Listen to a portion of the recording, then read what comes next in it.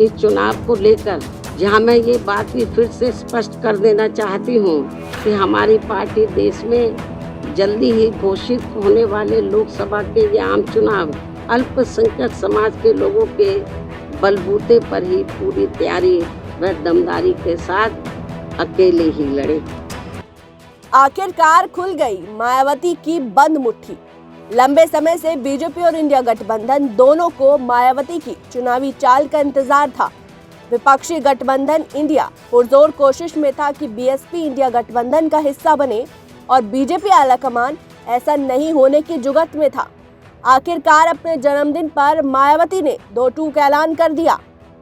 वैसे मुझे पूरी उम्मीद है कि पार्टी के सभी लोग अपने तन मन धन की पूरी ऊर्जा, शक्ति, एकजुटता तथा आपसी भाईचारे के साथ मिलकर लोकसभा का ये आम चुनाव पूरी दमदारी के साथ ही लड़ेंगे और केंद्र की सत्ता में अपनी प्रभावी भागीदारी भी सुनिश्चित करेंगे।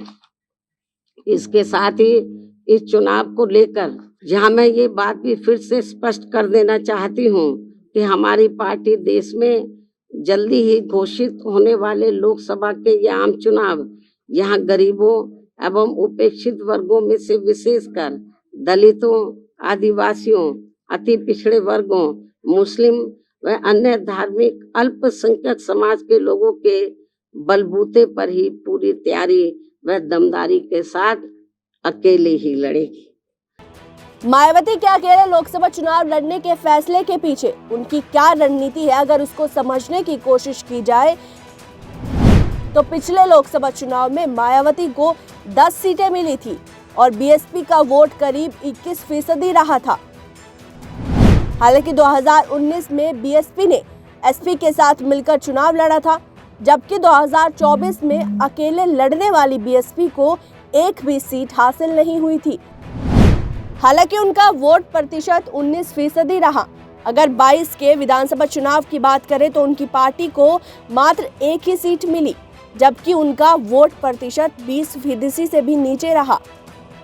अब अगर मायावती अपने लगातार छिटकते वोट बैंक को दोबारा हासिल नहीं कर पाई तो मायावती का ये फैसला उनके खुद के लिए जोखिम भरा हो सकता है।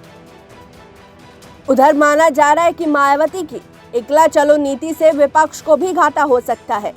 जाहिर है कि कांग्रेस लगातार मायावती को गठबंधन में शामिल करने की कोशिश में थी, क्योंकि कांग्रेस जानती है कि मायावती का यूपी में जो वोट बैंक है, अगर वो गठबंधन के साथ आता है तो शायद महागठबंधन की कुछ दाल गल सके, लेकिन ऐसा नहीं हुआ।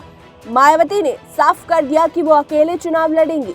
ऐसे में विपक्षी गठबंधन का एकजुट होना काफी मुश्किल नजर आ रहा है। उधर बीजेपी भी लगातार इसी कोशिश में थी कि मायावती गठबंधन में शामिल न हो। बीएसपी के अलग चुनाव लड़ने से बीजेपी को विपक्षी वोट बांटने का फायदा मिलेगा और 24 के लिए उनकी राह आसान हो सकती है। Bureau report, TNP news.